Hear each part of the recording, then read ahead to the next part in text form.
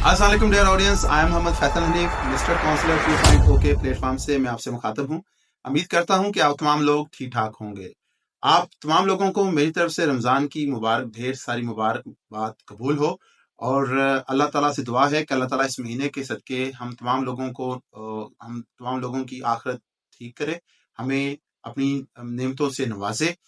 तो आज की ये वीडियो बनाने का जो मकसद है वो आप लोगों के साथ एक बड़ा इंपॉर्टेंट टॉपिक डिस्कस करना है कि हम कैसे रमज़ान के अंदर अपनी रूटीन को सेट कर सकते हैं। जैसा कि अगर मैं स्पेशली बात करना चाहूँ तो मैं सेकेंड ईयर के स्टूडेंट्स से ज़्यादा मुखातब होना चाहूँगा, फर्स्ट ईयर के स्टूडेंट्स के साथ भी मैं मुखातब हूँ कि क्योंकि सेकेंड ईयर वालों के एग्ज़ाम जो हैं वो रमज़ान के बाद स्टार्ट हो जाएंगे, तो उनके पास यही महीना है अपनी तैयारी करने के लिए। तो मैं उन तमाम बच्चों को बता देना चाहता हूँ कि आप लोगों ने इस बात को समझना बहुत ज़रूरी है आप लोगों के लिए कि रमज़ान में नो डाउट कि हमने रोज़े तो रखने हैं, अल्लाह का नाम तो लेना ही लेना है, अल्लाह की इबादत तो करनी ही करनी है, लेकिन साथ-साथ हमें अपने एग्ज़ाम्स की भी तैयारी करनी है। अगर हम अपने देखें, अल्लाह ताला ने हमें ये जो पाक मुक़द्दस महीना हमें दिया है, इसमें हम अल्लाह ताला को तो खुश करेंगे, लेकिन चूँकि इसके बाद आपके एग्ज़ाम स्टार्ट होने हैं, तो आपने इस महीने के अंदर और ज़्यादा फ़ोकस्ड होकर बच्चे पढ़ाई करनी है। इसकी बड़ी सिंपल सी रीज़न ये है कि अगर अपनी भी एग्ज़ाम्पल दूँ, तो जब हम भी स्टूडेंट थे, तो हमें भी इस महीने के अंदर काफ़ी इफ़ेक्टिव आवर्स मिलते थे, जिसमें हम पढ़ सकते थे, क्योंकि हम इस महीने की बदौलत डिफरेंट एक्टिविटीज से अपने आप को बचा लेते हैं और फोकस्ड हो जाते हैं। तो हम अल्लाह के नाम के साथ साथ स्टडी पे भी बड़ी आसानी से ज़्यादा देर तक फोकस्ड रह सकते हैं।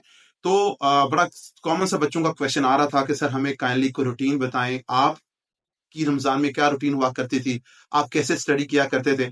तो इसी को लेके आज मैं आपके सामने पेश हुआ हूँ कि ये बात बहुत पुरानी है। आप 2010 की बात कर सकते हैं कि जब मैं एफएससी में हुआ करता था, तो हम नॉर्मली एकेडमी में पढ़े हुए हैं और एकेडमी 24 आवर्स हम वहीं पे रहा करते थे।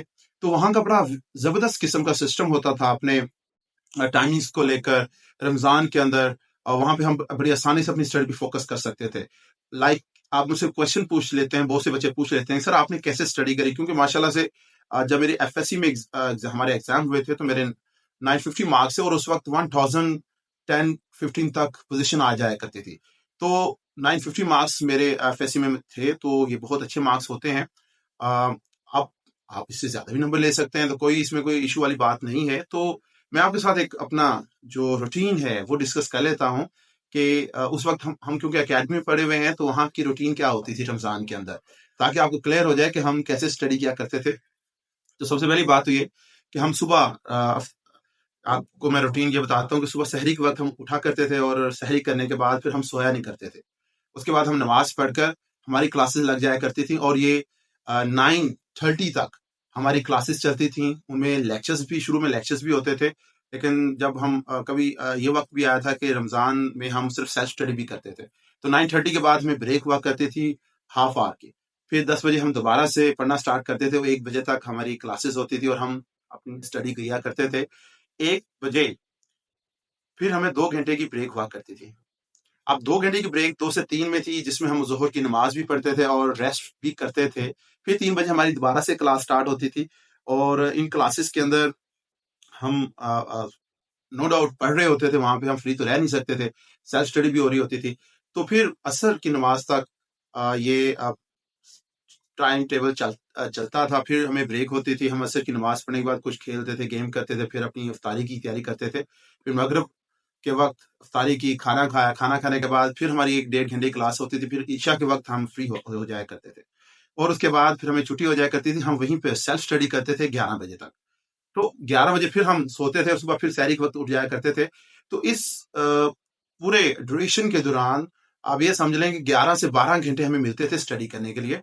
और बहुत से बच्चे तो 15 से 16 घंटे भी स्टडी करते थे, सिर्फ क्योंकि हम सोते दोपहर में 1-2 घंटे थे, 1 घंटा सो जाया करते थे और रात में 5 से 6 घंटे सोया करते थे। तो कहने का मकसद यहाँ पे ये है कि ये मेरी वीडियो बनाना का मकसद आप लोगों को, ये जो एफएससी के स्टूडेंट्स हैं, इनको बताना है। आप इस स्टोरी से, इस डिस्कशन से अपना एक टाइम टेबल सेट कर सकते हैं कि हमने किस टाइम टेबल के अंदर अपनी तैयारी करनी है, अपनी पेपर्स की भी तैयारी करनी है और साथ साथ हमने इबादत भी करनी है। आप क्योंकि मोस्टली कॉलेजेस के अंदर तो बच्चे अभी भी कॉलेजेस में जा रहे हैं और वहाँ पे आपके टेस्ट चल रहे हैं, फुल बुक हाफ बुक के टेस्ट चल भी रहे होंगे। तो आप लोग प्लीज 2 टाइमिंग्स हैं, देखें, एक है सहरी का वक्त और एक है इफ्तारी का वक्त। क्योंकि सहरी के वक्त हमने खाना खाया होता है, उसके बाद स्टडी करना बहुत ज्यादा आसान होता है हमारे लिए। आप अगर सहरी के फौरन बाद सोए ना, वर्किंग करें अपने वो सब्जेक्ट जिन पे फोकस ज्यादा देना पड़ता है, जैसे केमिस्ट्री है, फिजिक्स है, बायो है, मैथ है। आप इन सब्जेक्ट्स को पहले करें क्योंकि इनके लिए एनर्जी ज्यादा चाहिए, ज्यादा आप खपते ज्यादा हैं। तो शुरू में 9:30 तक 10-11 तक आप ये काम करें। उसके बाद फिर जो बाकी रिमेनिंग टाइम बचता है, लाइक 12 से ऑनवर्ड आगे की तरफ, तो उसमें आप अपने 8 सब्जेक्ट की तैयारी करें। फिर शाम में इफ्तारी करते हैं, फिर से आपके पास एनर्जी बहाल हो जाती है।